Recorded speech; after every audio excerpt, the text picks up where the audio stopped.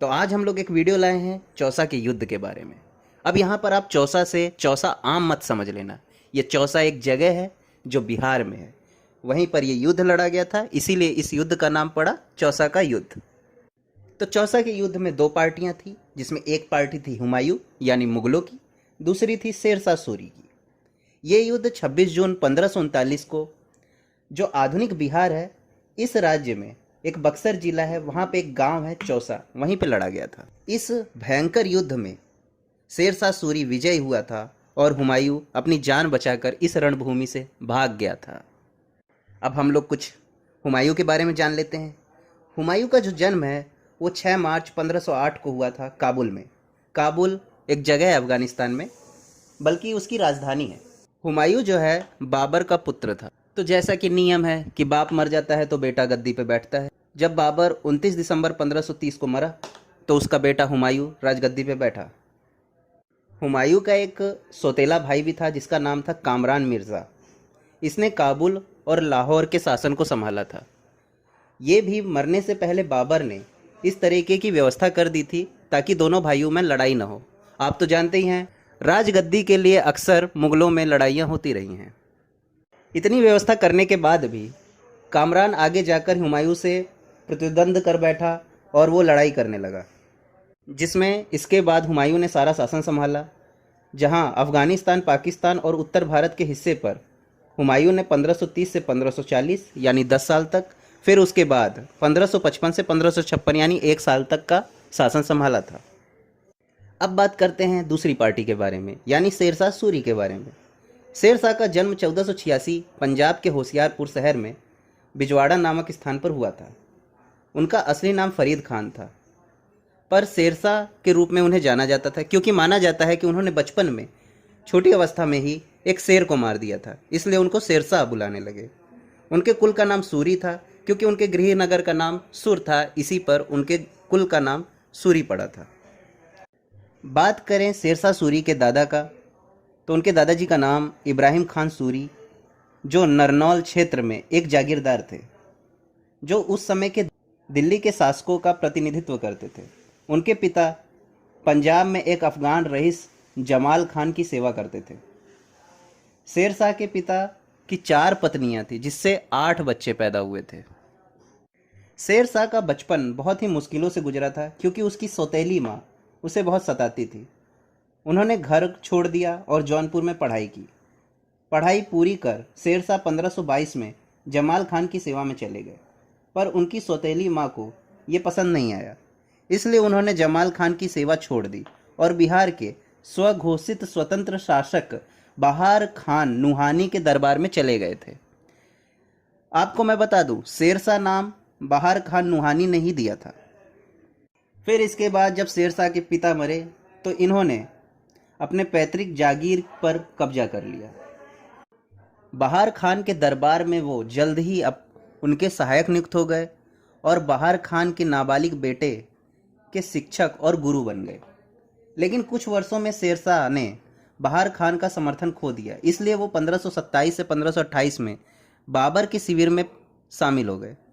बहार खान की मौत पर शेरशाह नाबालिग राजकुमार के संरक्षक और बिहार के राज्यपाल के रूप में लौट आए। बिहार का राज्यपाल बनने के बाद उन्होंने प्रशासन का पुनर्गठन शुरू किया और बिहार के मान्यता प्राप्त शासक भी बन गए।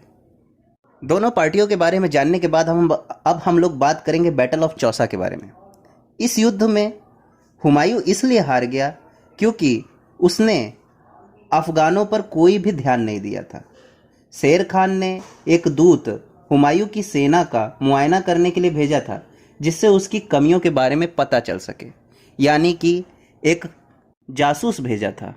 और जैसे ही सारी जानकारी मिल गई, शेर खान ने रात में ही हुमायूं की सेना पर हमला कर दिया। युद्ध से पहले शेर खान ने कहा था, अगर भाग्य ने मेरी सहायता की और सौभाग्य मेरा मित्र रहा तो मैं मुगलों को सरलता से भारत के बाहर निकाल दूंगा, जो बाद में सच भी साबित हुआ। बैटल ऑफ चौसा की शुरुआत कुछ इस तरीके से हुई थी। हुमायूं का सबसे प्रबलतम शत्रु तो शेर खान था ही। हुमायूं जो है, बंगाल की विजय के बाद निश्चिंत होकर आराम फरमाने लगे।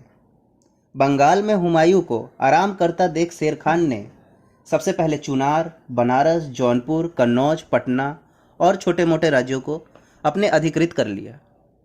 इस घटना के बारे में फिर बाद में हुमायूं को पता चला तो हुमायूं विचलित हो गया। मलेरिया के प्रकोप से हुमायूं की सेना वैसे ही परेशान थी, इसलिए हुमायूं ने सेना की एक छोटी सी टुकड़ी छोड़कर आगरा के लिए कूच कर दिया।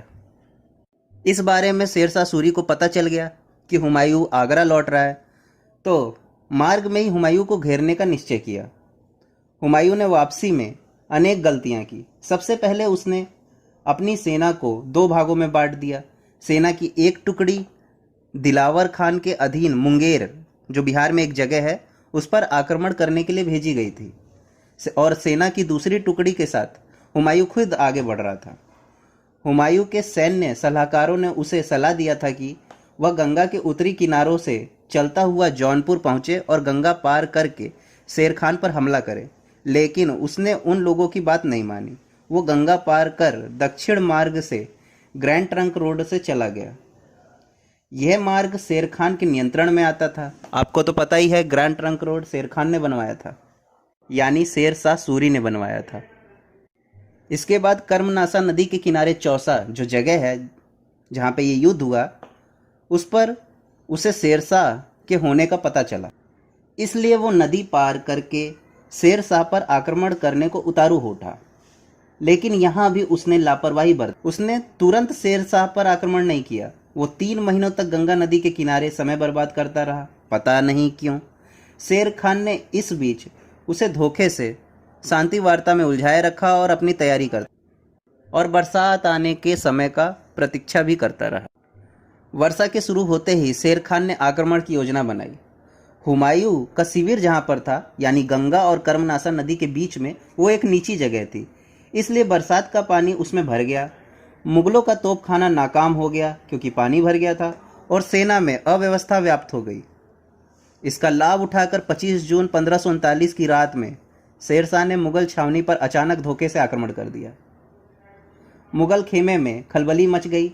सैनिक अपने प्राण बचाने के लिए गंगा नदी में कूद गए। उनमें कुछ डूबे और कुछ अफगान सेनाओं के द्वारा मारे गए।